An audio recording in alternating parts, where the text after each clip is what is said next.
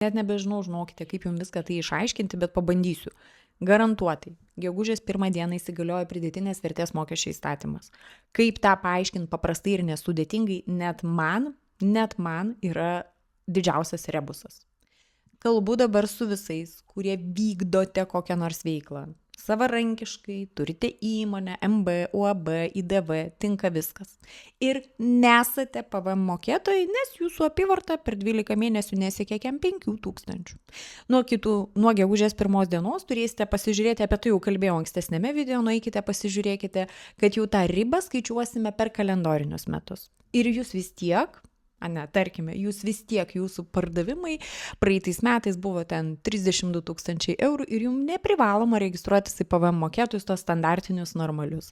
Bet jeigu po gegužės 1 dienos jūs nusipirksite iš kitos šalies kokią paslaugą, kurios PVM apmokestinimas persikels į Lietuvą, Bolt, Meta, Google'as, visi tie, kur ten pastabėliai yra reverse charge. Jūs privalėsite registruotis į tokį biškį netikrą pridėtinės vertės mokesčio mokėtoją.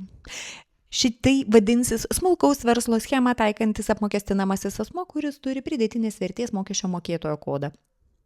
Bet tai nereiškia, kad jūs turėsite mokėti PVM nuo savo pardavimų, jeigu jūs neviršėjate ten tų visų reikalavimų ir atitinkate to smulkaus verslo schemos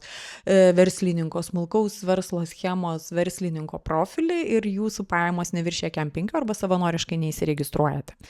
Nuo pardavimų galiu nemokėti PVM, bet nuo pirkimų paslaugų iš užsienio turiu mokėti PVM ir tą turiu daryti įsiregistravęs į tokius netikrus PVM mokėtojus, kurie turi truputį kitokias prievolės negu tikri PVM mokėtojai.